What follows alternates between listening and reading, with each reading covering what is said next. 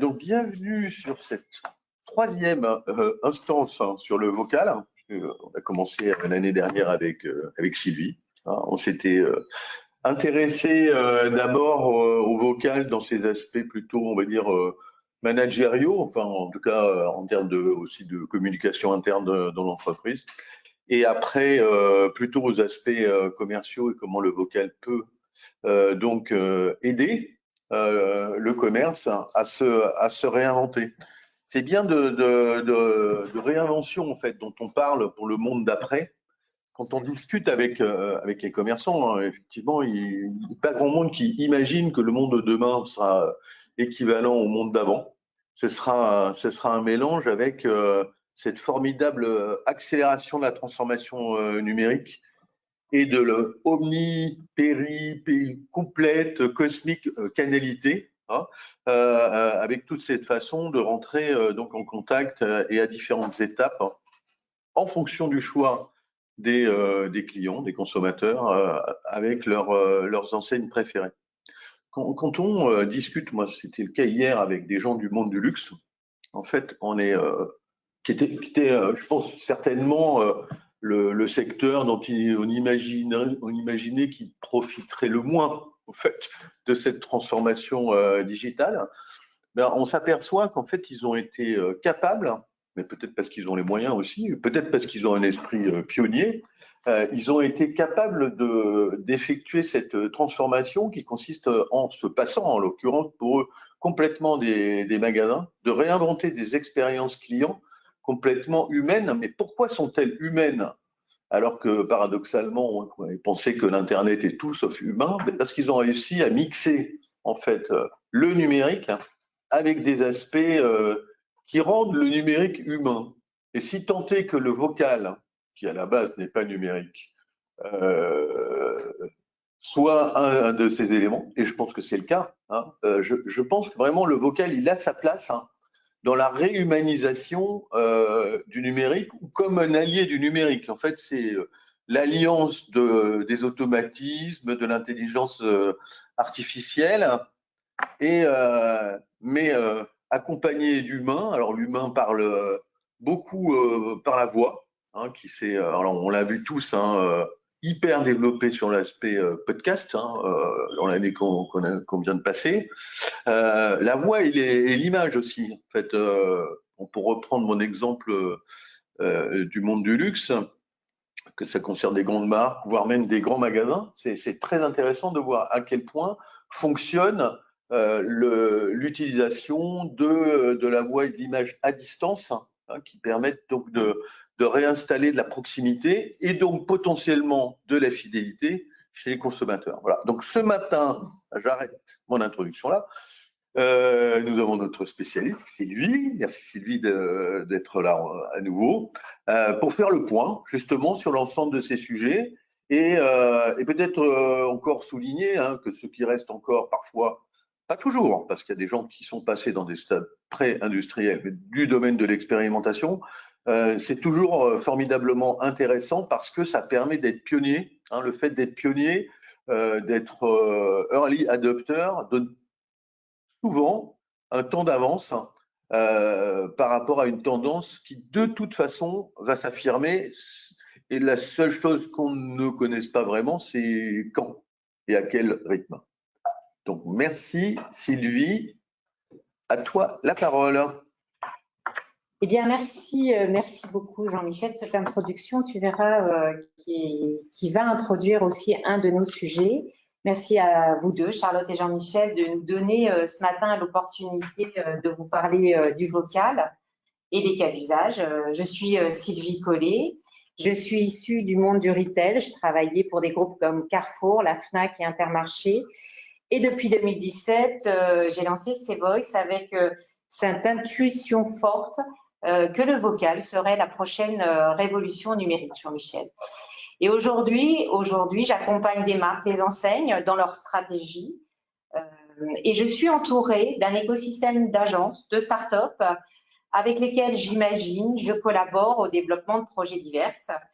Et aujourd'hui, je suis accompagnée par Media Meeting et Jean-Pierre Cassin, Taïwa avec Julien Boyer, Simon Ténoz, Emmanuel Briand et WeSpeak avec Florent Van Kelster. Donc, je vais laisser d'abord se présenter les agences qui m'accompagnent. Je te laisse la parole. C'est à moi donc. Bonjour à tous. Merci beaucoup Sylvie, merci pour votre accueil Jean-Michel, Charlotte. Je suis très heureux d'être là. Donc je suis Jean-Pierre Cassin, je suis directeur de la stratégie de Media Meeting. J'ai une vingtaine d'années d'expérience dans le domaine de la radio, de l'audio digital et du podcast. Et chez Media Meeting, en fait, nous on accompagne les entreprises dans leur communication, principalement interne, donc d'abord par une dimension conseil très forte et puis par donc la production de médias internes audio, donc que ce soit des radios d'entreprise, des podcasts internes, des émissions live ou différées. On les accompagne aussi dans la diffusion de ces programmes avec la première plateforme de diffusion de podcasts privés, Bubblecast, qui permet évidemment de diffuser ces contenus de manière sécurisée, mais aussi d'avoir des fonctionnalités sociales et interactives. Et puis, on analyse bien sûr les audiences de ces programmes pour évidemment les améliorer au fur et à mesure. Et donc, Media Meeting, c'est une entreprise qui a maintenant déjà 17 ans et qui avait, comme le disait Jean-Michel, la conviction que l'oral pouvait humaniser le digital. Et voilà, on accompagne des entreprises, des grandes entreprises du retail. On en citera quelques exemples tout à l'heure dans cette démarche-là. Taïwa, je vous laisse vous présenter. Oui, bonjour à tous. Déjà, merci à l'équipe de Mercatel pour l'invitation et ainsi qu'à Sylvie. Donc là, nous, on est là tous les trois cofondateurs de Taïwa. Donc nous, on est nés il y a à peu près 3 ans avec l'arrivée des assistants vocaux de Google Assistant et d'Alexa d'Amazon. Donc nous, depuis notre création, on accompagne plusieurs marques pour le B2C. Donc là, avec eux, on crée un assistant vocal qui est disponible sur des millions d'appareils. Donc on a travaillé pour BFM TV, on a travaillé également pour HomeServe et aussi, par exemple, les autoroutes APRR. Donc avec eux, on a créé des assistants disponibles sur Google Assistant et Alexa d'Amazon. On est sélectionné par Amazon France pour accompagner les marques. Et également, on a une deuxième activité. Là, on crée des assistants vocaux, des solutions vocales pour les professionnels, donc plutôt pour le B2B. Et donc, par exemple, on crée des assistants vocaux pour créer des inventaires ou également des bases de recherche, de faire des recherches vocales sur des bases de plusieurs millions de documents. On en parlera un petit peu plus tard. Merci. Merci Taïwa. Florent, je te laisse présenter WeSpeak. Oui, merci Sylvie. Bonjour à tous. Florent, un des 3 cofondateurs de WeSpeak sur la partie commerce, avec un passé d'entrepreneur au Canada et l'implantation d'une filiale canadienne en France dans les services web B2B et surtout marketing et automatisation du marketing, avant d'arriver à créer WeSpeak. Donc WeSpeak, on va rester bien sûr sur le vocal. Nos amis de Taïwan font très bien l'intelligence conversationnelle, la voix, reconnaître ce qui est dit. Nous, on est une brique qui vient après ou à côté de ça. On va reconnaître ce qui est dit dans une certaine mesure, mais on va surtout reconnaître qui le dit. Donc, avoir une dimension de sécurité, de s'authentifier par la voix, reconnaître qui parle et sécuriser nos commandes vocales. On va vous expliquer pourquoi après, mais l'idée, c'est qu'aujourd'hui, on parle de plus en plus à nos machines, à des assistants virtuels, ils reconnaissent très bien ce qu'on dit, mais rarement de façon fiable qui le dit. Qui n'a jamais déclenché le Siri de téléphone d'un de ses amis au lieu du sien? Moi, ça m'arrive souvent et c'est sur ce constat-là qu'on a fondé WeSpeak et on va vous expliquer tout ça en détail après. Merci beaucoup, Florent. En fait, cette présentation aujourd'hui, elle va se passer en 3 temps. Je vais prendre la parole pour faire une introduction et vous situer un petit peu le vocal où on en est et surtout en 2021. Puis, je laisserai la parole à Media Meeting et à Jean-Pierre qui vous parlera de l'évolution du podcast, qu'elle soit en communication interne comme en communication externe. Et puis après, nous basculerons sur l'intelligence artificielle et comment le vocal est en train de révolutionner. Et ce que disait Jean-Michel est très intéressant, comment on peut réhumaniser en fait l'entreprise grâce à l'intelligence artificielle. Et puis on fera une petite, je reprendrai la parole sur une conclusion. On va essayer aussi, tout au long de cette présentation, d'illustrer avec des cas extrêmement concrets. Alors, un peu d'histoire. Il y a un certain nombre de dates. Je pense je vais retenir 3 dates. 1621, c'est la naissance de la presse écrite. Ce qui est intéressant, c'est qu'elle est née en Allemagne et qu'elle réunissait 2 critères. D'un côté, l'utilisation de l'imprimerie et de l'autre, la périodicité. Et au cœur de tout ça, il y avait un troisième élément qui était crucial et fondamental, c'était le rédacteur, et c'était donc déjà l'humain qui intégrait. Au milieu des années 60, milieu du XXe siècle, dans les années 60, c'est la naissance d'Internet. Ce sont deux universités aux États-Unis, l'UCLA et à Los Angeles, Stanford, qui vont commencer à communiquer à l'aide d'un ordinateur relié entre eux. Un peu plus proche de nous, 2007, c'est la naissance du premier iPhone. Apple le lance, c'est le pionnier des smartphones. Et encore un peu plus près de nous, 2014, c'est le début des enceintes connectées avec une innovation extrêmement proche. Elle est apparue sur le marché américain en novembre 2014 et a été suivie bien évidemment par Amazon Echo, puis par Google Home en novembre 2016. Alors, je vous ai mis en quelques chiffres. J'ai essayé de résumer le vocal en 2021 sur 10 chiffres. La première, c'est un message vocal, ça a une durée de 20 secondes. Donc, dans un monde où tout va de plus en plus vite, c'est extrêmement précieux. Et quand on discute, enfin quand on écrit, parce que quand on écrit 30 mots à la minute. Quand on tape sur un clavier, on tape 70 mots à la minute. Et quand on échange comme ce que je suis en train de faire en ce moment, c'est 200 mots à la minute. Donc, on voit bien que cette oralisation et cette jonction avec la rapidité est extrêmement structurante. L'évolution des podcasts, je pense que c'est un chiffre qui est extrêmement structurant. 113 millions de podcasts qui sont téléchargés tous les mois. Pour vous donner un bench, fin 2019, on était à 33 millions. C'est jusqu'alors, c'était vraiment utilisé jusqu'alors sur une consommation personnelle, mais c'est en train de rentrer dans l'entreprise. Jean-Pierre vous en parlera beaucoup. Et le point fort, c'est bien évidemment l'utilisation de la recherche en vocal. 93% des salariés déclarent que la communication en oral dans l'entreprise est importante et 54% la jugent même très importante. Surtout dans une période où les gens travaillent de plus en plus à distance, de plus en plus en visio. On voit bien comment l'oralité révolutionne aujourd'hui grâce à la proximité. Le top 3 des enceintes vocales sur le marché, alors je vous l'ai dit, d'abord Alexa avec Amazon, Google Assistant et Siri d'Apple, ils sont aujourd'hui encore les leaders incontestés du marché vocal sur l'international. Les assistants vocaux sont utilisés à hauteur de 44% via les smartphones et 25% des internautes français utilisent des recherches et commandes vocales, quel que soit le device, soit tablette, téléphone ou enceinte connectée, voire même ordinateur. Et ça, c'est un chiffre très important. 97% des clients finaux pensent que les entreprises devraient faire un effort sur le vocal et que l'expérience client est améliorée grâce aux techniques vocales.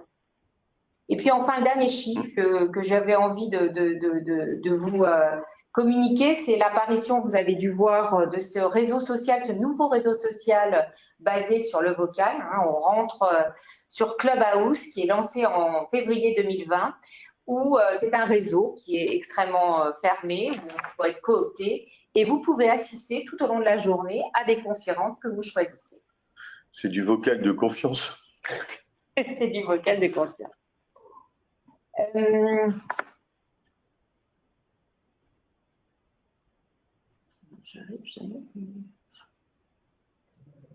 Alors, les Français adoptent le podcast.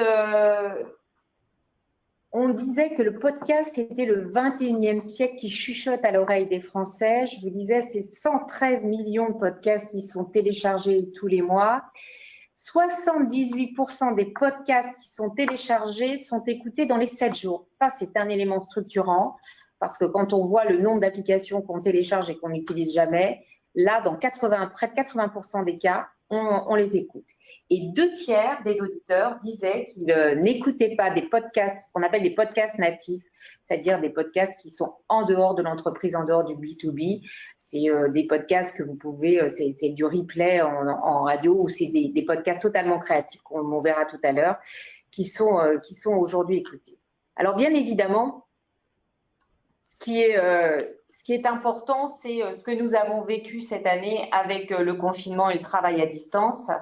Et on voit bien qu'aujourd'hui, compte tenu de l'adoption massive du travail à distance, les organisations sont obligées de retravailler avec une priorité absolue, c'est de retravailler un écosystème en communication interne.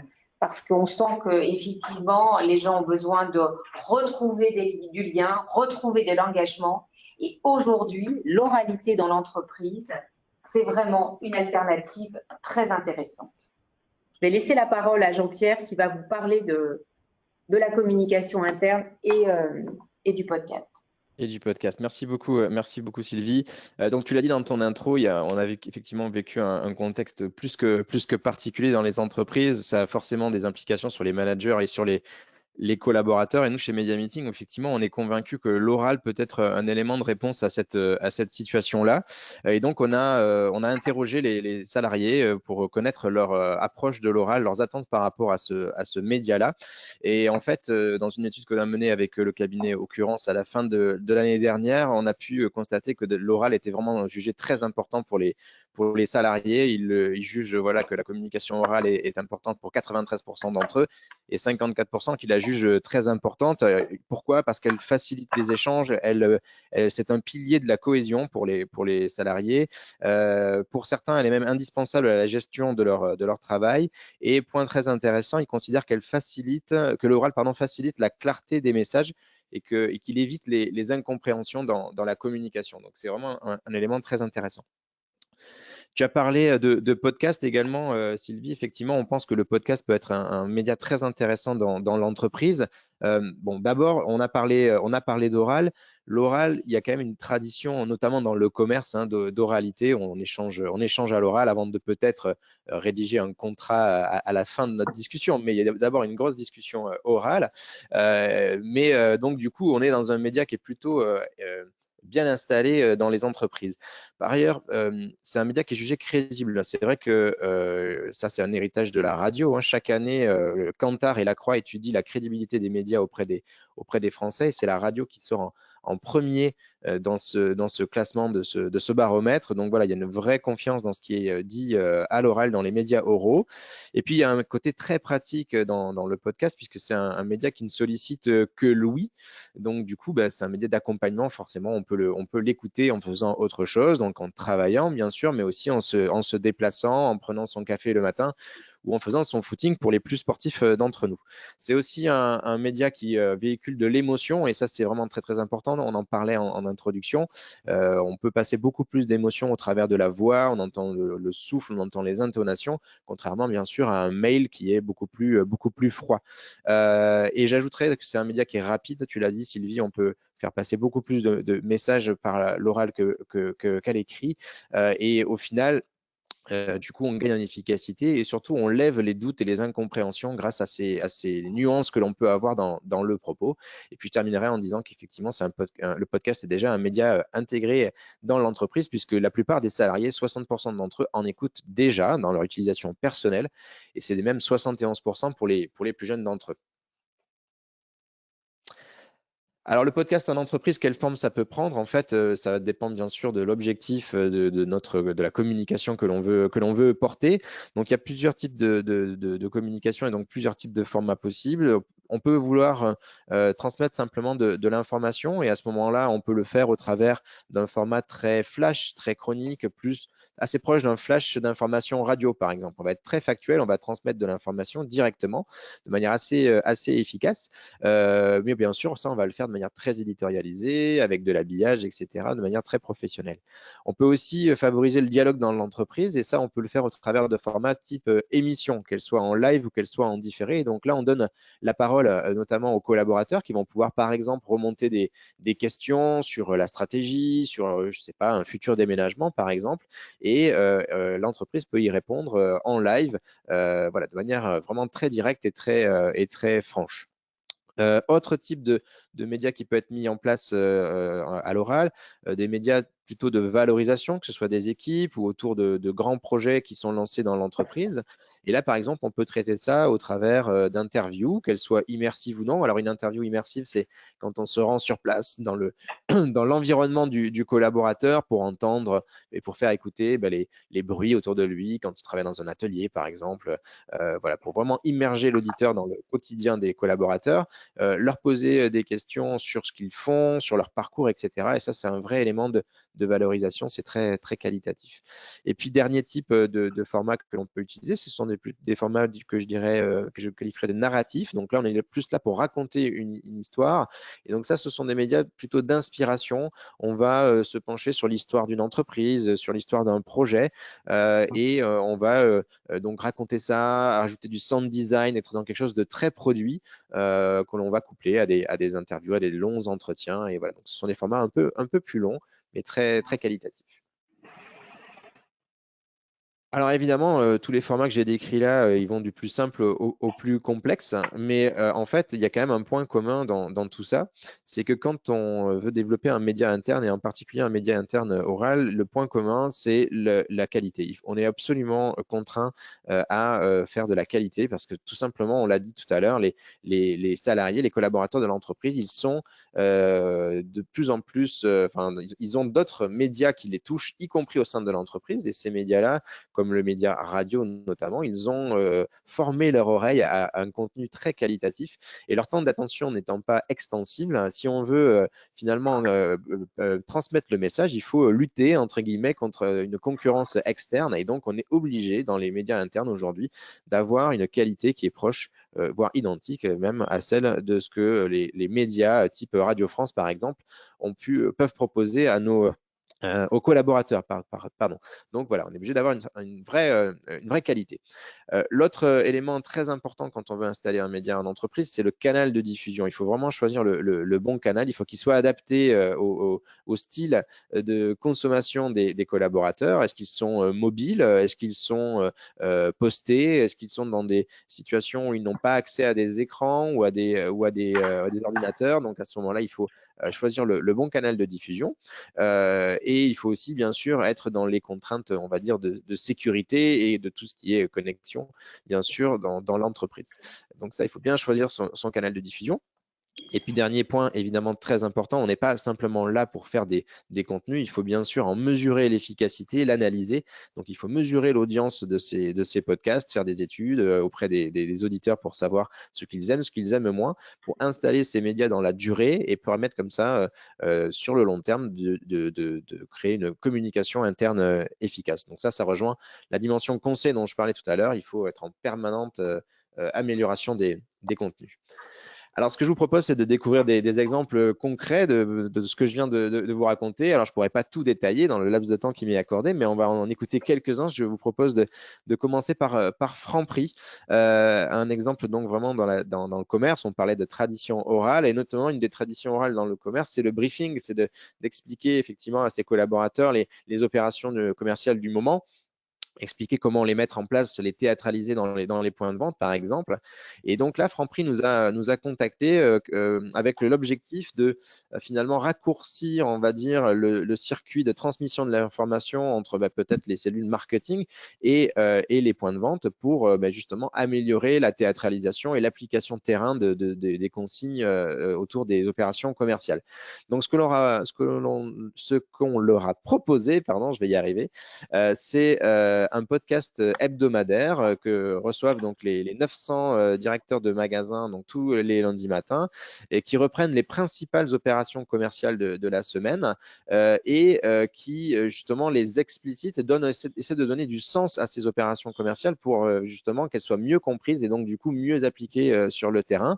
On a aussi dans ces podcasts donc de l'information brute mais aussi des interviews d'acteurs notamment des équipes marketing qui vont expliquer les opérations commerciales. C'est diffusé donc sur une web app sécurisée qui permet de l'écouter en mobilité mais aussi sur ordinateur et les directeurs peuvent bien sûr les faire écouter à leurs équipes sur le terrain. Alors ce que je vous propose c'est d'en écouter tout de suite un extrait. Bonjour à tous. Cette semaine, on vous donne toutes les clés pour des engagements efficaces et réussis. Côté Action Call, OP principal, on vous dit tout. Voilà plusieurs semaines que vos engagements pour les fêtes de fin d'année ont commencé. L'occasion de faire le point pour optimiser ces engagements que vous êtes amenés à faire tout au long de l'année. Pour nous en parler, Sophie Guérette, responsable marketing opérationnel. Sophie, bonjour. Bonjour Laurie. Quel est le véritable enjeu des engagements promo? En quoi sont-ils utiles? Vous savez, un des objectifs forts de la promo, c'est de générer du chiffre d'affaires additionnel. Et donc pour bien... Alors pourquoi est-il si important de s'engager en ce moment? C'est très important de s'engager en ce moment puisqu'on prépare les fêtes de fin d'année. Pouvez-vous nous dire quelle est la bonne méthode pour bien s'engager? Il suffit d'aller sur GSMAC, sur notre plateforme d'engagement. Il y a 3 plateformes d'engagement qui sont en cours.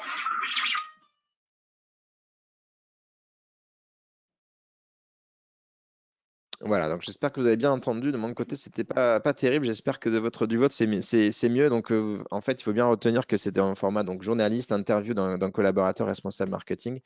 Et tout ça est habillé, bien sûr, vraiment de manière radio, on va dire. Autre exemple du retail également, c'est Intermarché et Netto.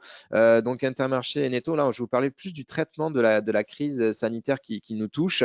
Alors, il faut savoir qu'avec Intermarché, on travaille autour de 2 projets principaux. Donc, un projet qui s'appelle RTA, Radio Team Adhérents, qui est un programme on va dire, de développement de la connaissance des 3600 adhérents d'Intermarché et Netto, donc les propriétaires de points de vente, hein, en gros, pour leur donner de l'information marché, pour partager des bonnes pratiques, donc des choses qui ont été mises en place dans un point de vente et qui fonctionnent, les partager aux autres points de vente.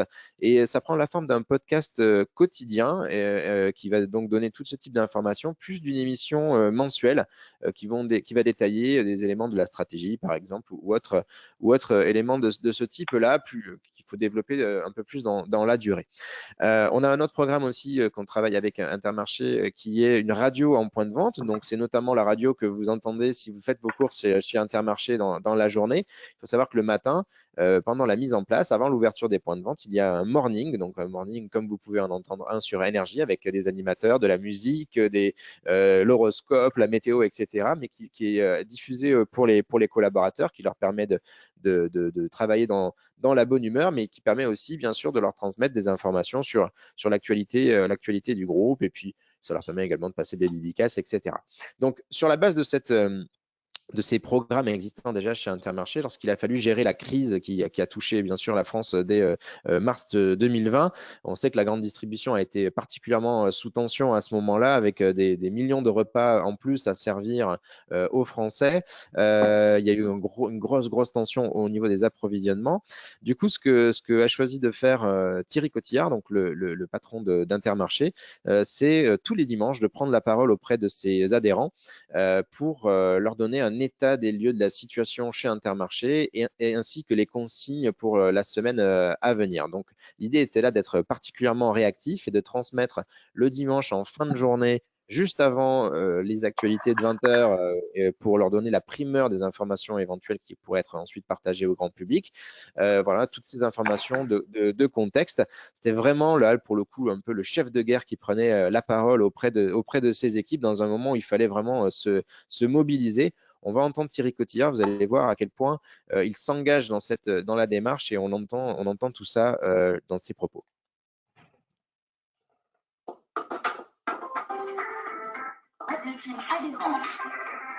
Édition spéciale. Bonjour à tous les adhérents. Nous sommes le dimanche 29 mars 2020.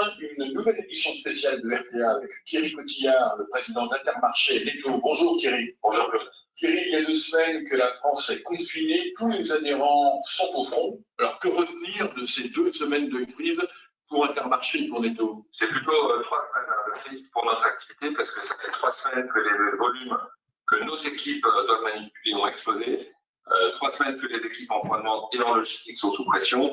Donc, je voudrais d'ores et déjà féliciter les adhérents et toutes les équipes Intermarché et Netto. Thierry, je vous entends beaucoup parler d'adaptation. C'est la clé pour poursuivre vos activités pendant cette crise? Oui, l'adaptation, c'est évidemment la clé. Cette crise, elle révolutionne toutes nos habitudes opérationnelles. Et je vais demander aux adhérents de s'adapter aussi. Alors Thierry, beaucoup d'adhérents s'interrogent quant à leur responsabilité vis-à-vis de leurs collaborateurs dans cette crise. Que leur répondez-vous? Il faut être extrêmement clair. Il y a une responsabilité totale sur ce sujet. Comme dans toutes les activités économiques, c'est l'employeur qui est responsable de la santé et de la sécurité de ses salariés. Il est de votre sort de prendre le relais et d'assurer la protection de vos équipes. Voilà, donc un exemple d'une des prises de parole de Thierry Cotillard. Il faut savoir que tous les dimanches soirs, c'était 90% des adhérents qui écoutaient le podcast de Thierry Cotillard, qui nous a d'ailleurs dit qu'il était certainement pour beaucoup dans le succès de la gestion de crise d'Intermarché. Voilà. Dernier exemple que je voulais vous faire écouter, là, on est vraiment dans un tout autre registre. Il s'agit de la Banque Courtois. Donc, la Banque Courtois, c'est la doyenne des banques françaises. Elle a fêté ses 260 ans en 2020. Et donc, l'occasion pour elle de réaffirmer ses valeurs, que ce soit d'ancrage local, de proximité, de confiance, que ce soit auprès de ses collaborateurs, bien sûr, mais aussi auprès de ses clients et de son environnement, on va dire, les institutionnels.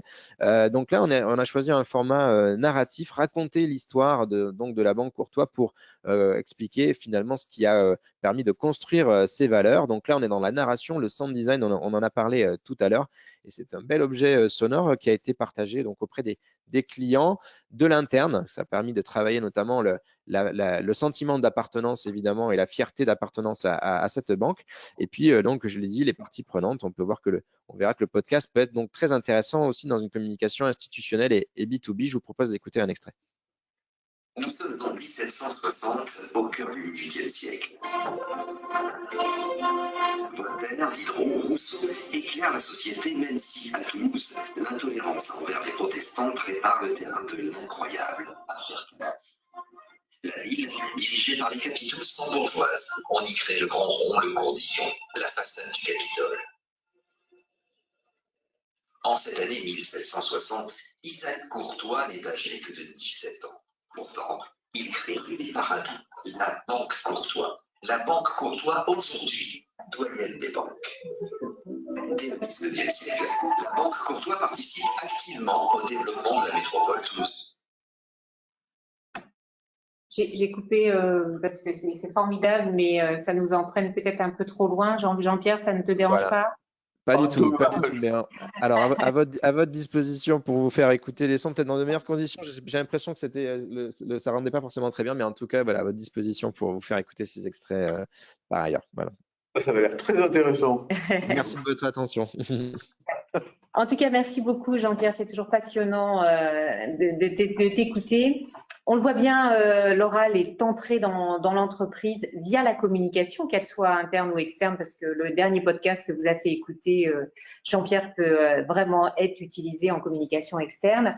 C'est un média qui a une courbe d'apprentissage, on l'a vu, qui est assez exponentielle, ultra rapide et qui a surtout des résultats très efficaces et efficients en entreprise parce qu'il y a des KPI qui sont à la clé. Maintenant, nous allons regarder comment aujourd'hui l'intelligence artificielle rentre dans l'entreprise et je vais laisser Taïwa et Julien Boyer vous redéfinir ce qu'est l'intelligence artificielle. Voilà.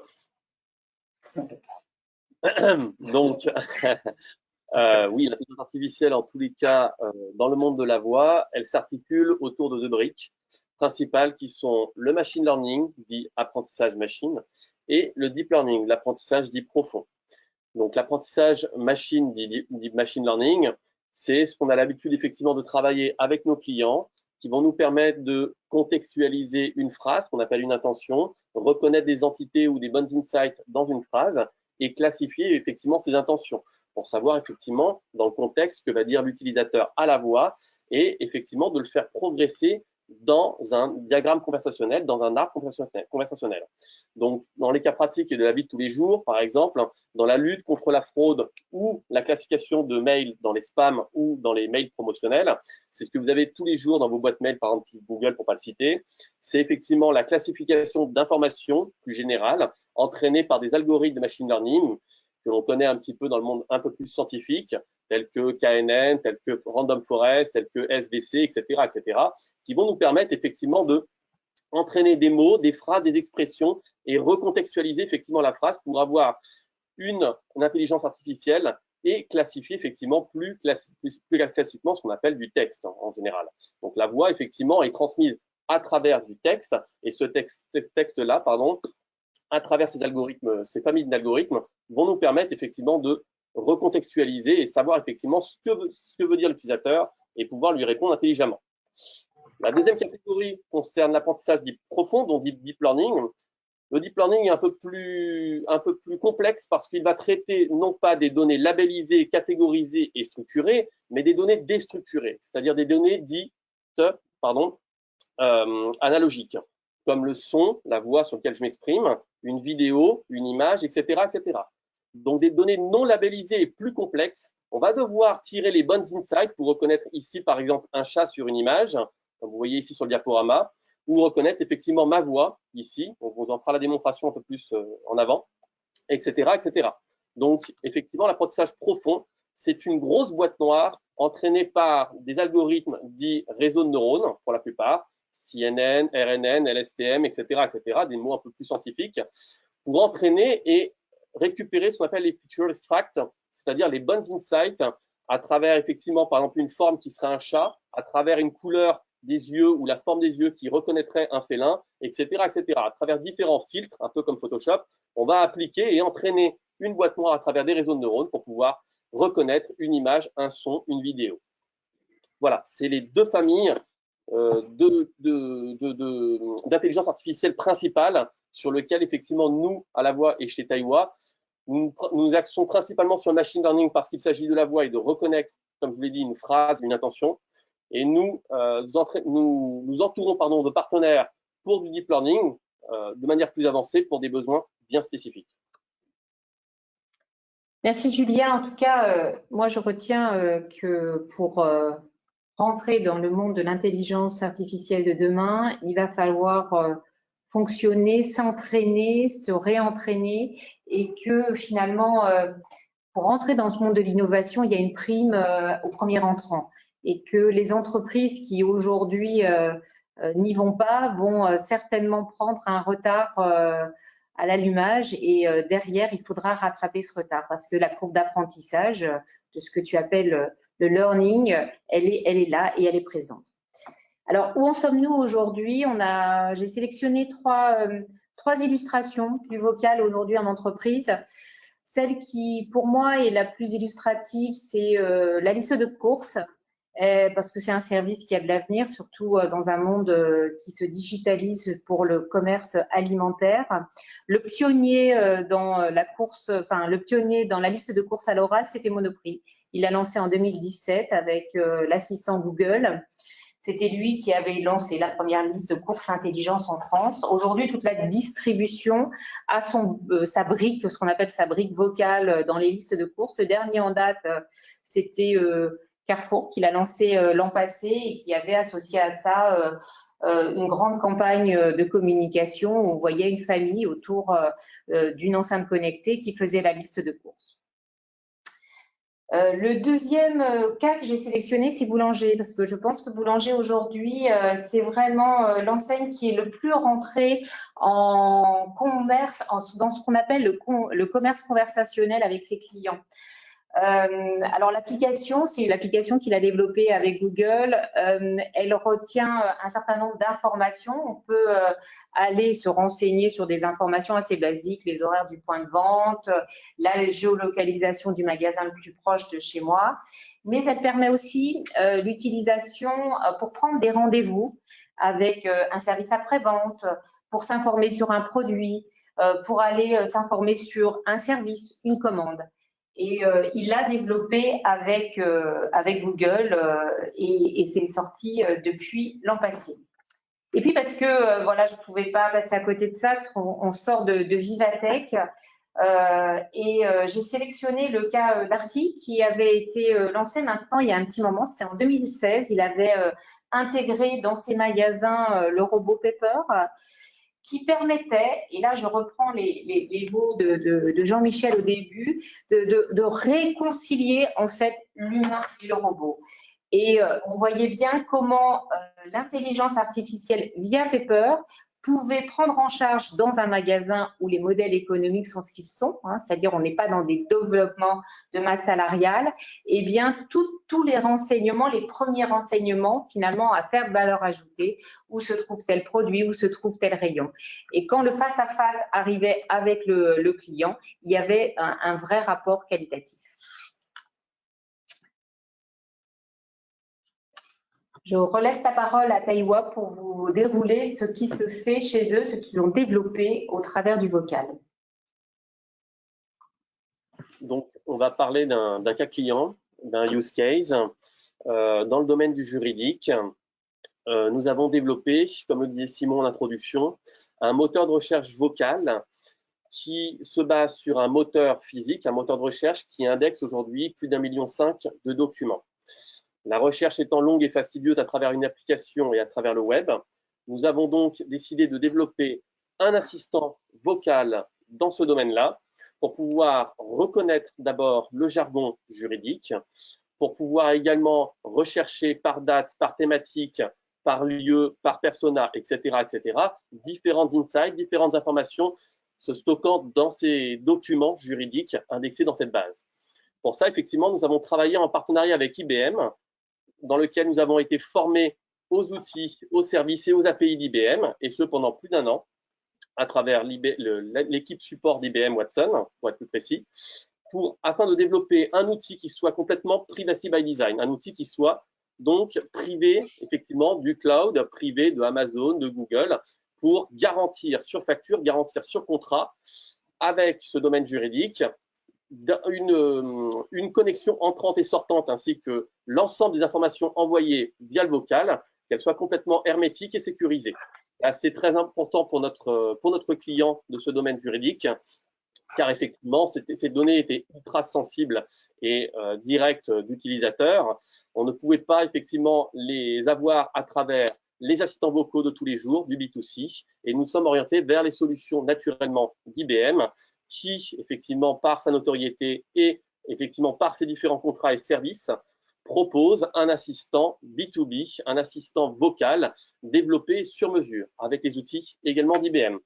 Donc pour ça, nous avons développé un assistant vocal qui soit simple, qui soit rapide et qui permette à ces acteurs du juridique de faire une recherche, de présélectionner des documents dans la base, de pouvoir les mettre en favori et les envoyer par email, et voilà, de effectivement préconcevoir ce travail en amont et ce en mobilité ou de manière offline.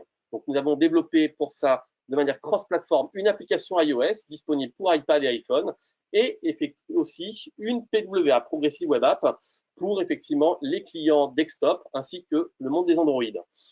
Pour ça, effectivement, nous avons longtemps, c'est-à-dire pendant plus d'1 an, comme je vous le disais, travaillé et été formé avec le programme Scale-up Zone de IBM en soi. Et nous avons pu effectivement développer ce moteur de recherche vocale qui permet aujourd'hui à ces acteurs du juridique, à cet acteur du juridique, de faire un long travail sans ouvrir une seule application, sans ouvrir un navigateur, sans ouvrir un PC, mais juste à travers la voix.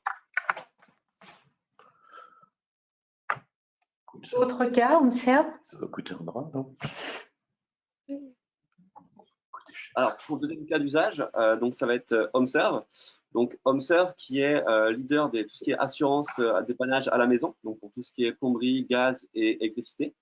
En 2019, HomeServe est venu nous voir avec vraiment l'envie et l'ambition de tester et d'innover sur le marché du vocal, et notamment des enceintes connectées qui est Google Assistant et Alexa d'Amazon.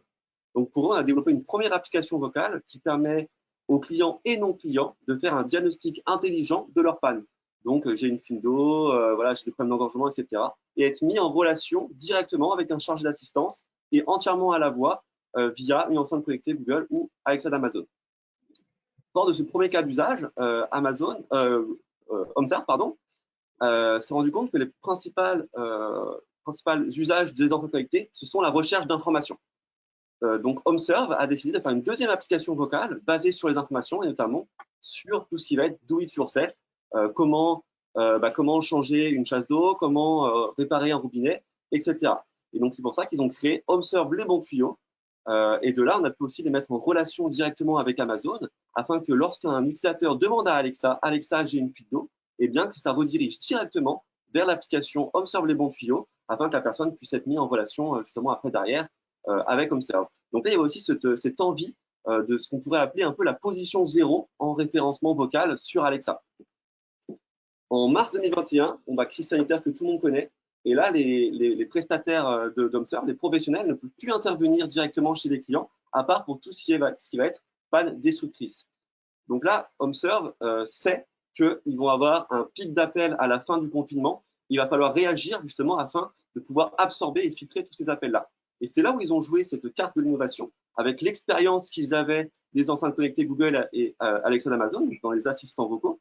Ils ont décidé de l'intégrer directement dans leur SVI, donc dans leur serveur vocal intelligent, parce qu'il faut savoir que leur canal principal de communication avec leurs clients, c'est le canal téléphonique.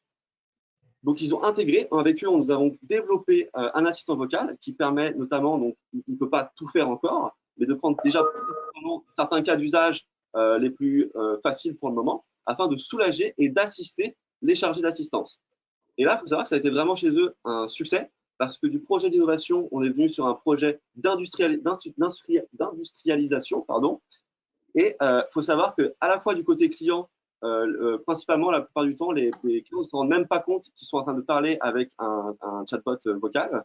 Et deuxièmement, ça a été aussi un succès chez les collaborateurs, chez les chargés d'assistance. Ils ont vraiment rendu compte du changement. Et surtout, maintenant, ils sont plus dédiés à des choses, des cas plus complexes. Donc, ils ont pu vraiment remettre l'humain au cœur des interactions avec leurs clients. Et c'est vraiment quelque chose, pour le coup, qui est cher à leur cœur, justement, chez HomeServe, ce côté service client de qualité. Donc, plus que des grands mots, maintenant, on va vous montrer une petite vidéo qui montre justement la première application vocale qu'on a pu faire pour eux, et qui est disponible actuellement sur Google Assistant et Alexa d'Amazon.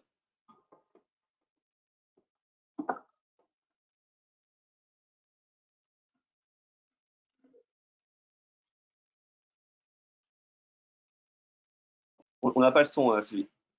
Ah. Alexa, ouvre HomeServe. Ils n'ont pas de son. Ah, moi je l'avais, moi le son. Comment ça se fait que le son… Pardon? Le son est là. C'est bon, c'est bon. Bonjour, je suis l'assistant HomeServe. Je suis là pour vous aider. Avez-vous un problème de plomberie, de gaz ou d'électricité? J'ai un problème de prise électrique. Entendu. Je comprends qu'il s'agit d'une prise défectueuse, c'est bien ça? Oui. D'accord. Êtes-vous client HomeServe? Oui. C'est noté.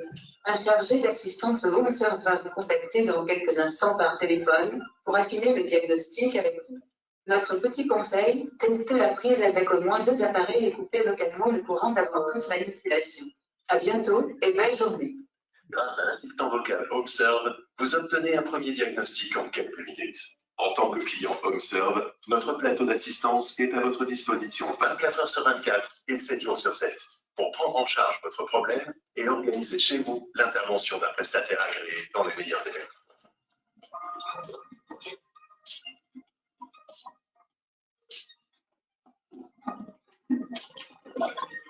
Ok Google, ma baignoire est bouchée. Entendu. Je comprends qu'il s'agit d'un engorgement. Êtes-vous client HomeServe? Non. J'ai une solution pour vous. HomeServe Dépannage, notre service de dépannage à la demande. Souhaitez-vous recevoir un lien par SMS pour affiner votre diagnostic? Oui.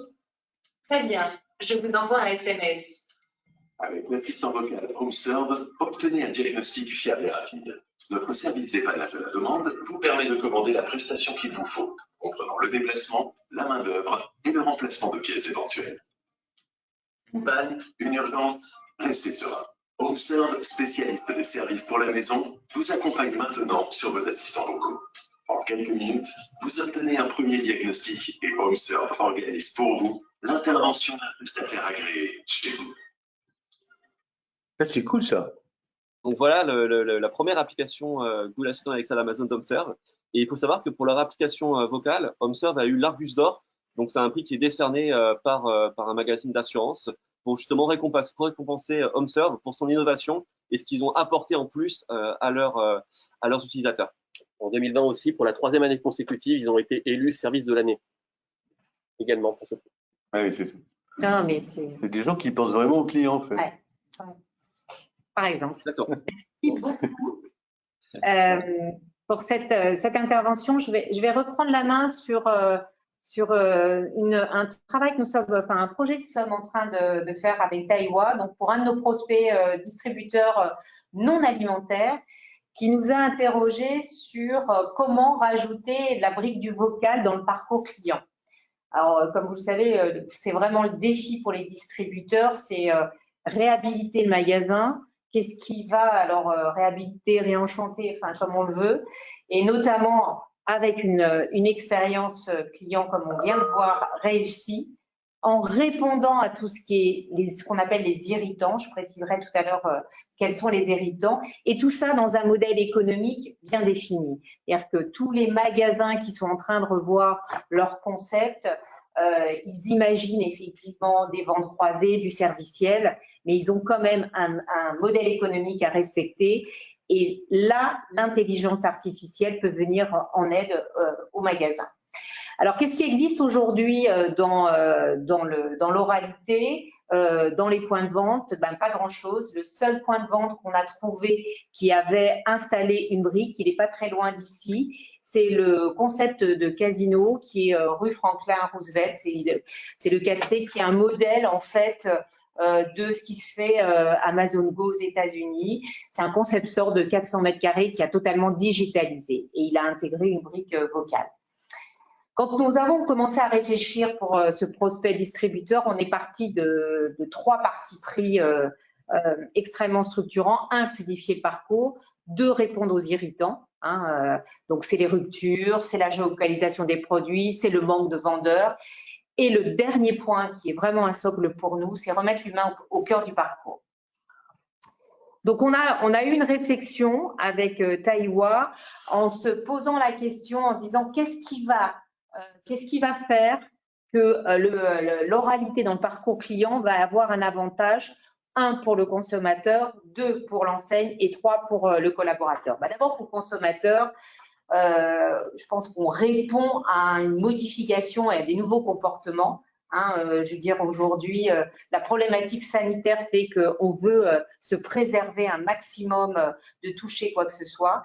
On est dans un gain de rapidité et d'ergonomie et surtout, l'oralité peut être une vraie réponse aux irritants. Je ne trouve pas le produit, je manque d'informations, je manque de personnel. Du point de vue de l'enseigne, oraliser un point de vente, bien évidemment, c'est ce que je disais tout à l'heure, la prime au premier. C'est-à-dire que rien n'est fait aujourd'hui et c'est donc travailler la différenciation d'une enseigne. C'est développer également le chiffre d'affaires additionnel. Avec l'oralité, on peut travailler sur du service, on peut travailler sur des ventes croisées. Vous allez en voir l'expérience tout à l'heure. C'est aussi optimiser bien évidemment la productivité des équipes. On n'augmente pas le nombre des équipes, mais on leur donne effectivement du sens dans la relation et on développe bien évidemment de la data, ce que recherchent tous les distributeurs. Et puis enfin, du point de vue des collaborateurs, eh bien, j'ai enfin un face-à-face client avec une relation qui est optimisée et qualitative. Donc, on va vous présenter, on a travaillé sur un cas avec Taiwa où on a travaillé sur 3 types de personas. Un client qui vient avec un investissement lourd. Je viens acheter une tondeuse, donc très rapidement, on le met en contact avec un vendeur. Un deuxième cas que tout le monde a dû vivre parce que c'est le produit le moins marketé aujourd'hui chez les distributeurs, c'est-à-dire acheter une ampoule. Donc, vous allez voir ce qu'on va proposer. Et un troisième point qui est, j'ai un projet dans ma salle de bain, je voudrais remplacer ma baignoire par une douche à l'italienne.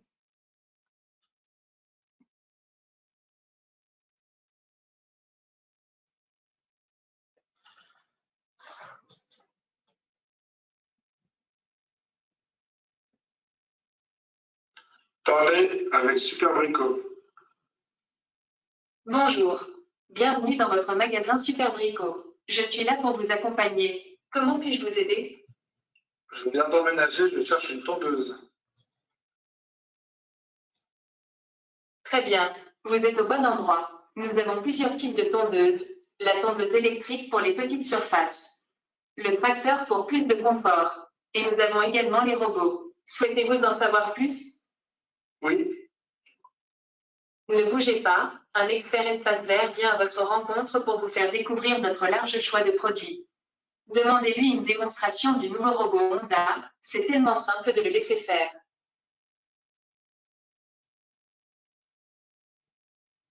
Je change d'ampoule. Je vais vous aider. Pour commencer, quel type d'ampoule recherchez-vous? À baïonnette ou à vis? Une ampoule à vis. C'est noté. Maintenant, passons au type de culot. Il en existe deux types. Le premier plus petit, qu'on retrouve, par exemple, sur les lampes de chevet. Et l'autre plus gros, qu'on retrouve, par exemple, sur les plafonniers. Lequel souhaitez-vous? Pour une huile.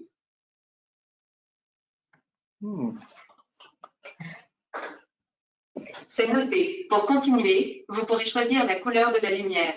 La lumière blanche pour une meilleure visibilité ou jaune pour une lumière plus douce. À vous de choisir. Une lumière blanche. C'est noté. Pour finir, vous pourrez choisir l'intensité de 200 lumens pour un éclairage d'appoint, à 1000 lumens pour l'éclairage principal d'une pièce. Rendez-vous dans le rayon luminaire, à l'essai de votre magasin. Si vous le souhaitez, je peux prévenir un expert qui pourra répondre à vos questions.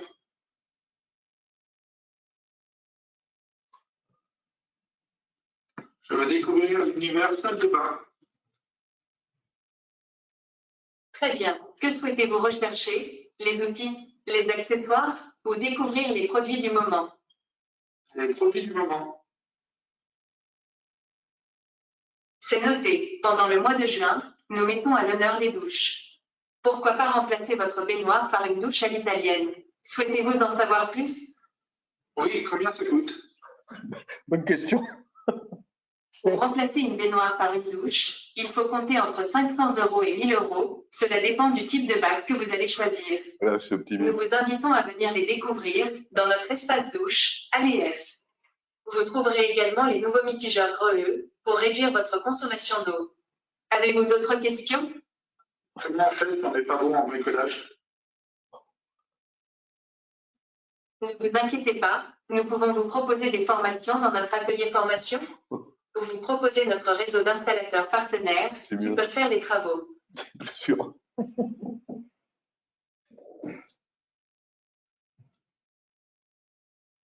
Voilà. Vous avez un cas, alors on le voit bien, hein, la courbe d'apprentissage, elle va être nécessaire, mais du coup, on voit bien comment, à partir de 3 personas types, on peut travailler effectivement et l'enseigne peut apporter des réponses. Je vais laisser la parole, je suis désolée, on est un peu en retard, à toi Florent, pour nous parler de ce sujet hautement intéressant qui est l'authentification biométrique. Ah, super. Merci Sylvie. Oui, donc aujourd'hui, là, pour aller plus loin, donc comme on a vu que nos confrères et nos amis de Taïwa font très bien la reconnaissance de texte, nous, on est aussi sur la voix. C'est une autre brique, c'est reconnaître qui parle par la voix pour prouver qui on est simplement, rapidement et en toute sécurité. Pardon, excuse-moi. Donc, on a fondé WeSpeak sur un constat qui est même un dilemme, et ce dilemme, on doit tous y faire face aujourd'hui en tant qu'utilisateurs et clients. Et ce dilemme, c'est qu'on a l'impression de devoir choisir entre sécurité et fluidité du processus d'authentification. C'est-à-dire qu'aujourd'hui, quand on veut prouver qui on est, par exemple, sur un centre d'appel client, on va vous demander un numéro client qu'on n'a jamais sur soi. Donc, on va passer par le set de questions qui est très chronophage et mal perçu par l'utilisateur. Et surtout, l'utilisateur demande pourquoi ces informations-là vont justifier de qui je suis. L'âge de la grand-mère, le prénom du chien, l'adresse de l'école primaire, votre groupe de musique préféré, surtout qu'il a dû changer depuis. Ça ne prouve pas vraiment qui vous êtes, ça prend beaucoup de temps. Et ça irrite l'utilisateur dès le début, alors que souvent sur un centre d'appel client, il peut potentiellement appeler parce qu'il est déjà irrité à cause d'un autre problème qu'il veut régler. Donc, on pense que c'est déjà trop long et pas forcément sécurisé. Et quand on voit que de l'autre côté, sur certaines plateformes, on peut les citer par exemple France Connect, avec juste un mot de passe, on a accès à des données sensibles, nos données de santé ou notre avis d'imposition, même si on est rarement content de le voir celui-là, mais on se dit que là, on aimerait bien avoir une couche de sécurité supplémentaire. Mais le problème, c'est que si on ajoute une couche de sécurité supplémentaire, ça pourrait nuire à la fluidité. Donc, chez WeSpeak, on pense que tout ça, c'est pas une fatalité et qu'au milieu de tout ça, comme solution, il y a l'authentification vocale. Donc, aujourd'hui, quand on parle d'authentification et de prouver qui on est, on a à notre disposition 3 types de facteurs. Et le standard devient même aujourd'hui le multifacteur, c'est-à-dire combiner ces types de facteurs. Donc, parmi ces facteurs, on a le premier et le plus classique, c'est ce que l'on possède. Qu'est-ce que l'on a qui va nous autoriser à accéder à tel endroit ou telle ressource? Là-dedans, on a les clés ou le badge. Ensuite, on a ce que l'on connaît, ce que l'on sait, c'est-à-dire que c'est le mot de passe ou la question secrète. Ces deux premiers facteurs sont déjà très classiques. Mais le problème de ces facteurs-là, c'est que la clé ou le mot de passe, ça peut se donner à quelqu'un qui n'est pas légitime, ça peut se voler, ça peut s'imiter ou ça se perd. Tout ça fait que c'est un bon facteur pour la simplicité, mais en sécurité ou même en fluidité, c'est pas toujours facile. Et ensuite, le plus fort là-dedans, c'est quand on répond à la question qui l'on est. Et quand on répond à cette question-là, on parle de biométrie, ce qui nous représente en tant qu'être humain unique. Donc, la biométrie, on a l'habitude d'en utiliser certaines, notamment avec nos téléphones qui coûtent quasiment le prix d'un SMIC.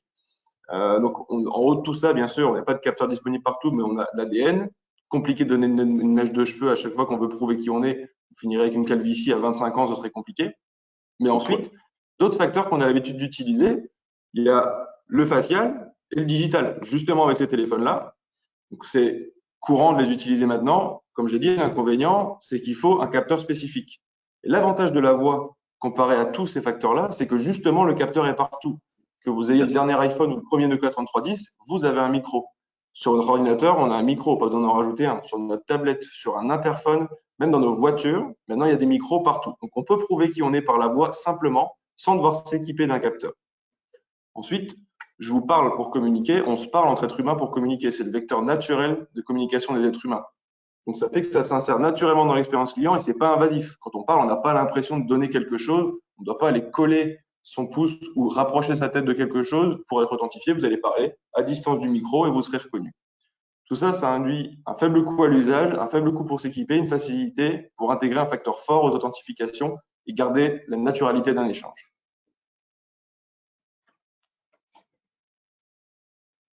Donc rapidement, comment ça marche? Donc, encore une fois, je prends l'exemple de nos super téléphones. C'est que quand vous avez votre téléphone, vous allez créer une empreinte de référence. Donc, soit mettre votre doigt dans tous les sens pour qu'il ait bien l'empreinte de référence, soit mettre votre tête sous tous les angles pour qu'il puisse vous reconnaître dans toutes circonstances.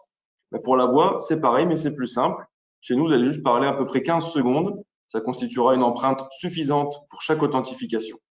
Et ensuite, à chaque fois que vous voudrez prouver qui vous êtes, l'idéal, pour nous, c'est de disposer de 5 secondes de voix. Donc, bonjour, je m'appelle Florent Mankelster et je vous appelle pour changer mon forfait téléphone. C'est même plus que 5 secondes. Et là, vous serez reconnu. On arrive même maintenant à authentifier des gens en 3 secondes ou moins et on entraîne tous les jours nos moteurs pour maintenant le faire dans un laps de temps encore plus court. Et l'idéal, c'est qu'on arrive à le faire sur des wake words prochainement. Donc, je vous attire votre attention sur le bas de ce graphique. C'est que dans le contexte français et européen, on a la CNIL et le RGPD qui nous imposent de ne pas faire n'importe quoi avec les gabarits biométriques. Et c'est une bonne chose. Évidemment, c'est assez inédit en France si on compare sur le territoire américain ou chinois. Il y a des bases de voix qui se baladent un peu partout, pas chiffrées, c'est pas très sécurisé. Nous, chez WeSpeak, on a pris le parti de ne pas stocker la voix de l'utilisateur. En gros, quand vous faites une empreinte vocale ou quand vous authentifiez, on transpose la voix dans un fichier mathématique. En gros, c'est du vecteur que notre moteur pourra analyser. Et ces fichiers-là ne sont valables que sur nos moteurs. C'est-à-dire que même si quelqu'un de très fort arrive à mettre la main sur quelques voix qu'on a, il pourra rien en faire. C'est anonymisé et il n'y a pas la voix, donc il ne pourra pas la reconstituer et ni l'utiliser ailleurs que sur nos moteurs. Même chez nos concurrents, il ne pourra pas l'utiliser. La voix ne se transpose pas comme ça. Et ensuite, même si on ne stocke pas la voix de l'utilisateur, on permet de le stocker soit sur notre cloud, donc un cloud qui est hébergé en France, sécurisé, certifié HDS, soit sur le cloud de notre client. Donc, si jamais le client est légitime pour le faire ou il souhaite le faire, notamment c'est le cas de certaines banques qui veulent du on-prem, donc on peut déployer aussi on-premise, ou selon les cas d'usage, on peut même mettre le gabarit vocal sur l'appareil de l'utilisateur final pour qu'il ait la maîtrise totale de ces éléments biométriques et que personne ne le stocke à sa place. Et même quand il n'est pas stocké chez le client ou c'est chez l'utilisateur final a toujours la clé de révocation avec lui. C'est-à-dire qu'à n'importe quel moment, il peut dire « je veux qu'on supprime mon gabarit vocal et ne plus m'authentifier par la voix ». Et c'est automatique, on a rentré ça dans notre système pour qu'il puisse le faire automatiquement. Ces aspects-là sont fondamentaux en contexte français et européen au niveau de la CNIL. C'est clair. Donc, cette simplicité d'usage, le fait que la voix, on l'utilise de plus en plus et que c'est naturel pour le client, ça fait qu'aujourd'hui, la voix et l'authentification vocale est pertinente dans plein de cas d'usage. Donc, nous, chez WeSpeak, on a commencé par le e-learning. Donc, c'était il y a maintenant un peu plus d'1 an quand on n'avait pas les performances qu'on a aujourd'hui. Parce qu'aujourd'hui, même quand on a une formation qui est dématérialisée, on a encore une grosse partie émargement et signature papier pour après avoir les remboursements ou en tout cas les financements par les organismes financeurs, donc les OPCO. Et pour aller plus loin, on peut même aussi sécuriser des examens par la voix. Donc, vérifier que c'est le bon étudiant qui passe le bon examen, que ce soit un oral ou un examen à distance. Il pourra s'authentifier par la voix en quelques secondes et personne ne pourra tricher à sa place. Je descends juste en dessous dans le domaine régalien. Le premier client de WeSpeak, ça a été le ministère de l'Intérieur, pour qui on a fait une étude de cadrage sur 2 sujets. Le premier, c'est l'utilisation de la voix en criminalistique, c'est-à-dire rendre les écoutes téléphoniques recevables en justice, notamment pour le domaine du terrorisme, et s'assurer que c'est bien telle personne qui a prévu ou qui a fait tel méfait, on a des écoutes téléphoniques pour l'incriminer. C'est pour ajouter une preuve supplémentaire. Et l'autre sujet avec lequel on a travaillé avec le ministère, c'est la sécurisation des futurs terminaux mobiles des policiers. Les policiers et gendarmes vont bientôt être équipés des terminaux Néo, et il faut pouvoir qu'ils puissent authentifier leurs commandes vocales et leurs paroles par la voix sans devoir taper de code, parce qu'ils ont souvent des gants ou dans le brouhaha, ils n'ont pas toujours le temps de s'authentifier, de prouver qui ils sont ou de faire une manipulation. Le but, c'est qu'ils donnent un ordre, on vérifie que l'agent est habilité ou que c'est le bon agent, et l'ordre est balancé. Ensuite, sur les cas les plus classiques qui pourraient nous concerner aujourd'hui, premièrement, il y a le login. C'est-à-dire que l'on a tous le login mot de passe sur des dizaines de plateformes, on retient des dizaines de mots de passe, des dizaines de plateformes. Et le but aujourd'hui, c'est de se séparer du mot de passe parce qu'on nous demande de plus en plus de complexifier nos mots de passe avec une majuscule par-ci, des chiffres par-là, un caractère spécial. Et on va pas se le cacher, on prend souvent la même base de mots de passe. Pour rien vous cacher, moi, c'était le nom de mon chien à l'époque. Et après, j'ai rajouté le nom de mon département, j'ai mis un petit point d'exclamation, un tiret par-ci. Et résultat, je savais plus où j'avais changé quoi sur quelle plateforme. Donc, je perdais tout le temps mon mot de passe, je réinitialisais tout le temps. Alors qu'avec la voix, vous allez pouvoir parler, peu importe ce que vous direz, parce que notre authentification est indépendante du texte, on peut la rendre dépendante aussi. Mais en gros, vous allez parler, vous serez reconnu par votre voix. Après, on peut même coupler ça et faire l'authentification qui est dépendante du texte pour avoir un mot de passe vocal. Pour aller plus loin, ensuite, on a les centres d'appel. Et là, les gisements de productivité peuvent être énormes. Comme je l'ai dit au début, on doit souvent réciter notre vie ou répondre à des questions qu'on pense un peu inutiles pour prouver qui on est. C'est long et c'est mal perçu. Alors que si j'appelle aujourd'hui ma banque et dis bonjour, je suis Florent Moncalster, je voudrais faire un virement de 100 € sur le compte de ma fille, en ce laps de temps-là, je suis reconnu par la biométrie, donc c'est fiable, et l'agent sait pourquoi j'appelle. C'est-à-dire qu'en 10 secondes, je suis reconnu et on peut directement passer à l'objet de mon appel. Là, quand vous passez un centre d'appel qui fait 1 million d'appels par mois et qui authentifie en 1 minute, si maintenant on authentifie en 10 secondes sur 1 million d'appels par mois, vous gagnez entre 40 et 50 secondes par appel, c'est énorme. Ensuite, si on reste un peu sur le cas d'usage de la banque, sécuriser une transaction multifacteur.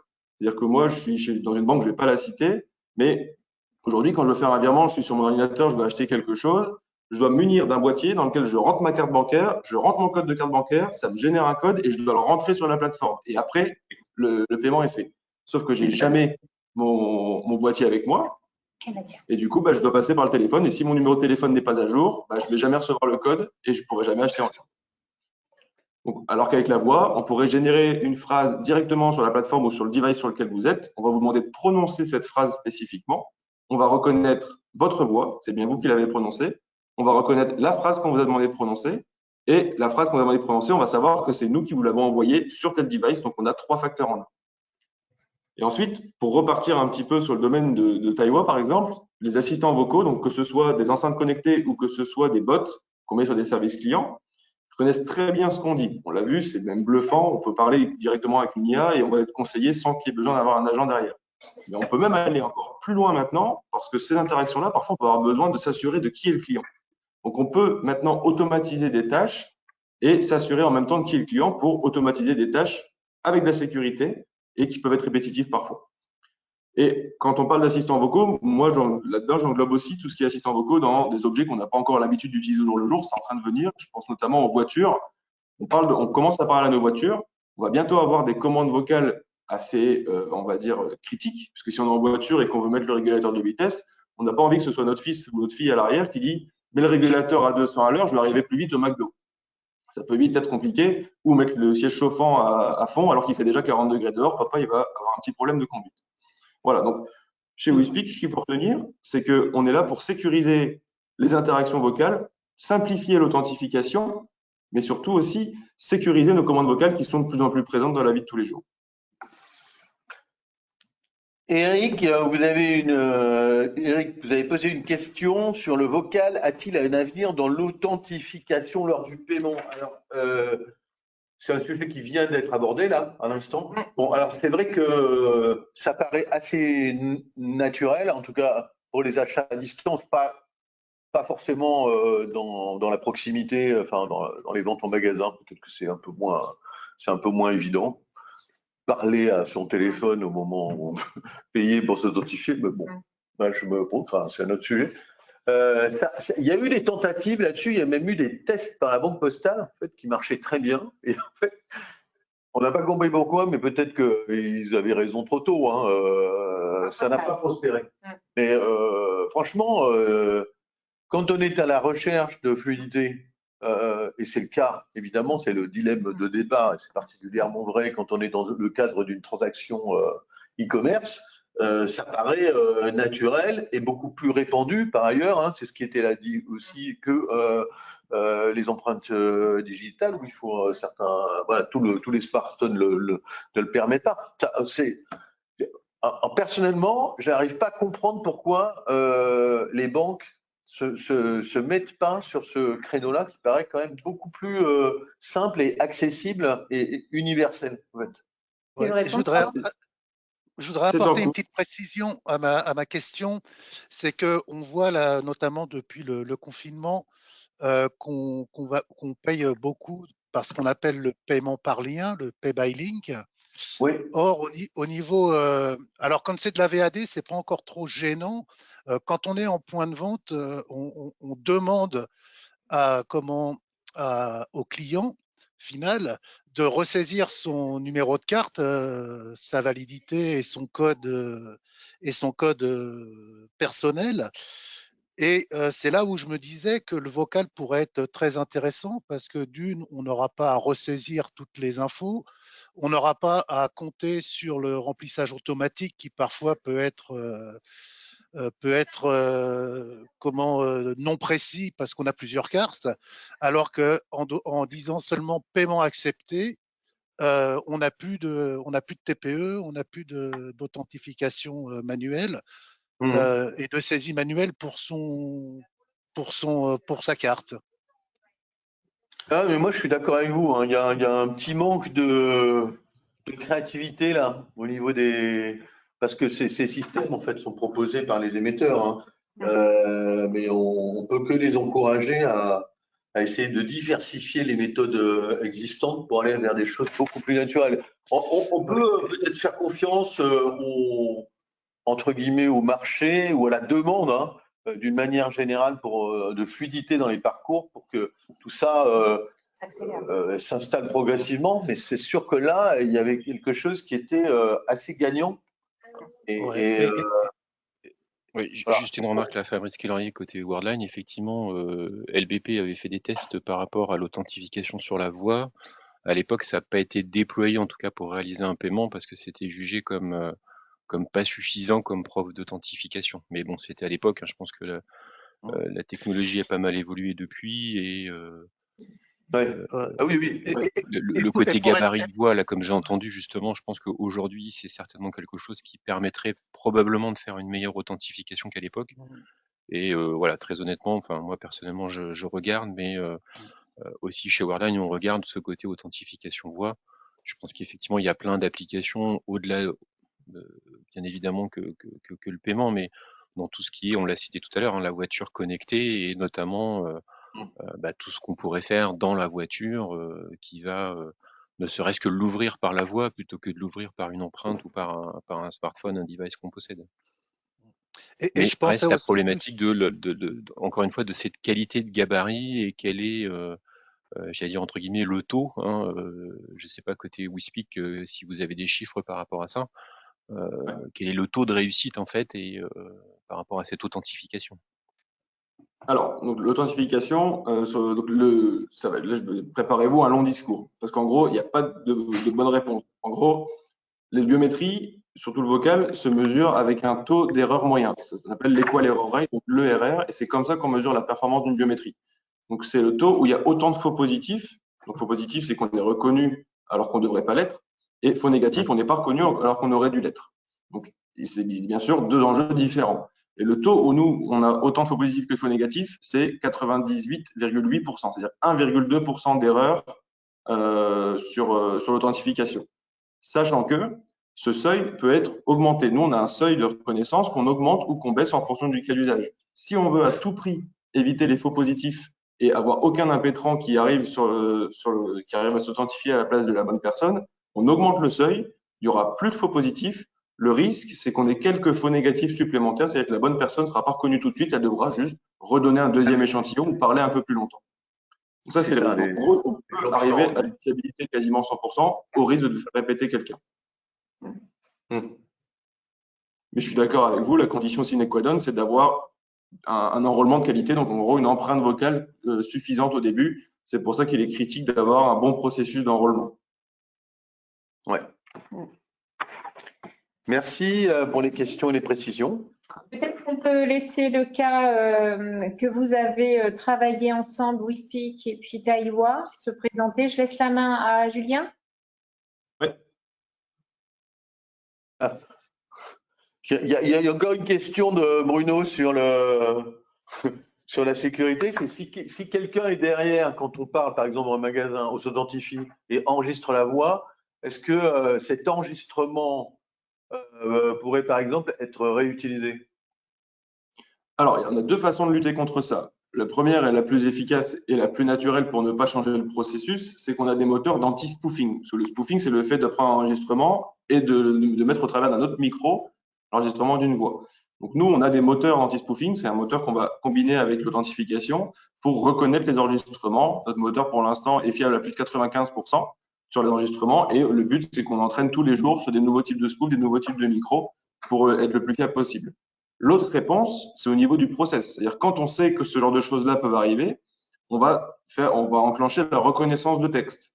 C'est-à-dire on va rendre l'authentification dépendante du texte. On va suggérer une phrase générée de façon aléatoire parmi des milliers de phrases et on va demander à l'utilisateur de prononcer cette phrase spécifiquement. C'est-à-dire que du coup, il y a aucune chance que la personne qui va essayer de s'authentifier à la place de la bonne personne ait l'enregistrement sur cette phrase spécifique. Très bien. Merci pour le complément. Alors, effectivement, pour rebondir un petit peu sur les questions, et puisqu'une démonstration vaut mieux qu'un long discours, comme on le dit, d'où l'adage, on va vous montrer effectivement une identification via la technologie WeSpeak que l'on a imaginée chez Taiwa en vocal. On est venu également personnifier et personnaliser la voix, vous allez voir. Donc, on imagine une application, qu'elle soit vocale, mobile, et pour s'authentifier, on va devoir reconnaître ma voix. Donc, je vais laisser mon associé Simon d'abord tenter une identification. Vas-y Simon, si tu veux bien prononcer cette phrase. Je veux m'authentifier grâce à ma voix. Bonjour, vous n'avez pas encore de compte chez nous. N'hésitez pas à en créer un sur monmarché.fr. Voilà, donc je vais arriver pour pouvoir m'authentifier à ma voix avec cette phrase secrète. Je veux m'authentifier grâce à ma voix. Bonjour Monsieur Dupont, vous êtes maintenant connecté à notre plateforme. Voilà, c'était une petite démonstration du vocal, de la reconnaissance vocale avec la brique WeSpeak et avec le vocal Taiwa personnifié. On peut imaginer beaucoup de cas de figure, on peut imaginer beaucoup d'authentification et de sécurité à l'application et via cette reconnaissance vocale. Merci beaucoup. Ah oui, très bien. Ouais. Donc justement, pour nuancer un peu le point et surtout compléter la belle démonstration que nous a fait Taiwa, là, on était en identification. Parce que chez nous, chez WeSpeak, il y a deux produits. Le premier, c'est l'authentification. C'est-à-dire, je prétends être Florent Mancalster et je vais parler pour prouver que je suis Florent Mancalster. Ça, c'est l'authentification. Là, on a aussi, le cas qui a été montré, c'est l'identification. C'est-à-dire qu'on n'a pas de présomption d'identité et on va parler soit pour dire j'appartiens bien à cette base et j'ai le droit d'y accéder, soit pour dire je parle et dans la base, on va aller rechercher ma signature qui va comparer à mon dernier échantillon de voix. On va aller chercher la plus proche de ma voix et pour dire oui, c'est bien Florent Mancalster. On n'a pas dû rentrer un code avant, pas dû prédire son identité.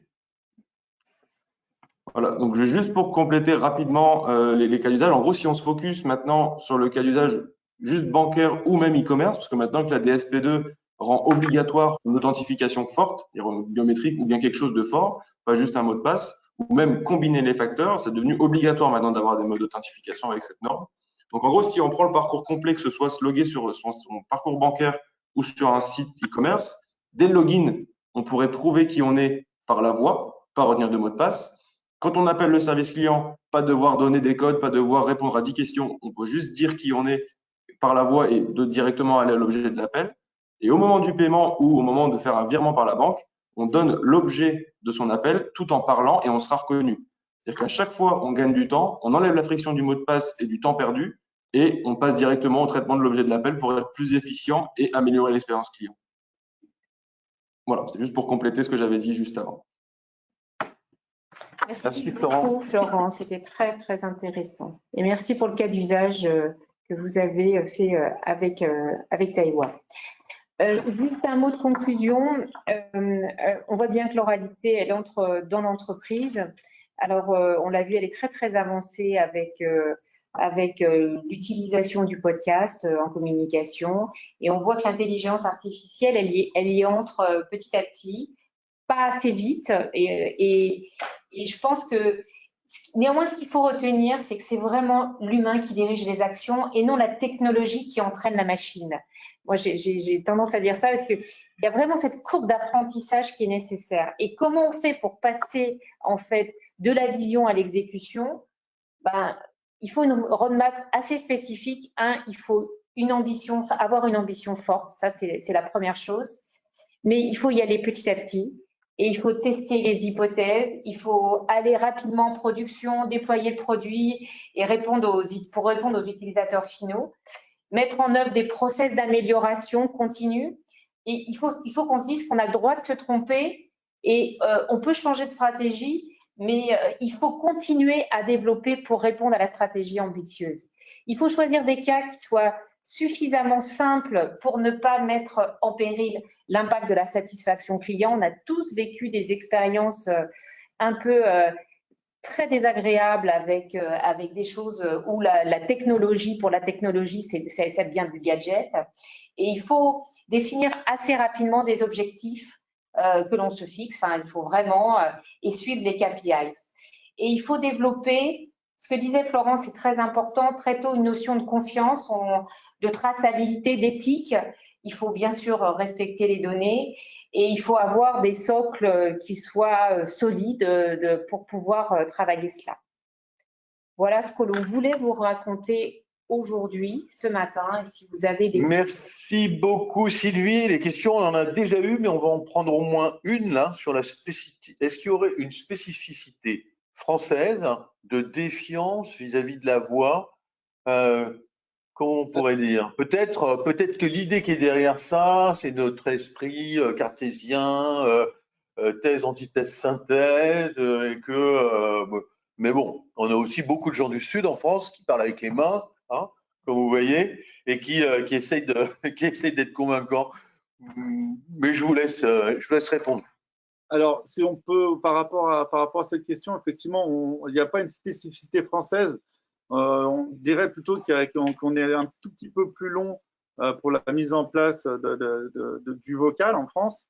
Après, c'est comme un peu les différentes révolutions qu'il y a eu par rapport au mobile commerce ou au e-commerce.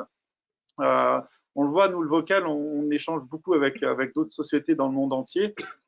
Et on voit que voilà, le vocal sur le marché US et UK est déjà là depuis un bon moment et ça marche fort. Plus proche de nous, on a le marché allemand aussi qui est un petit peu en avance aussi par rapport à la France et on voit que ça marche très très fort. Nous, ça arrive un petit peu en retard en France parce que c'est aussi la langue française est beaucoup plus complexe à mettre en place. On voit que Google et Amazon, quand ils sont lancés sur le marché français, pour avoir échangé avec eux, nous ont dit qu'ils ont eu beaucoup plus de mal à se lancer sur le marché français dû à la langue française. Donc, on sait que ça va arriver.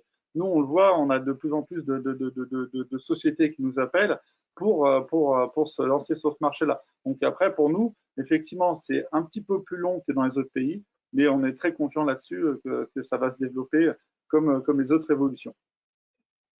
Très bien. Merci pour votre intervention, Taiwa. Et du coup, pour compléter un peu ce que vous avez dit là-dessus, il y a donc la complexité de mettre en place du vocal sur du français. L'autre aspect, c'est que c'est très difficile aussi de trouver des voix françaises disponibles pour entraîner les moteurs. Ça, c'est on ne vous cache pas que derrière, c'est de l'intelligence artificielle et du machine learning sur lesquels il faut de la donnée pour entraîner les moteurs et être performant sur une langue. Donc, en effet, en France, c'est compliqué d'avoir ça parce qu'il n'y a pas de base de voix ou en libre service. En tout cas, c'est beaucoup moins conséquent que ce qu'on peut avoir sur l'anglais ou sur d'autres langues. Et l'autre aspect, alors je dirais pas qu'il y a une défiance, mais je pense qu'il faut montrer la confiance qu'on propose, en tout cas être digne de la confiance des utilisateurs. Et aussi, donc en tout cas, je parle juste de l'authentification là.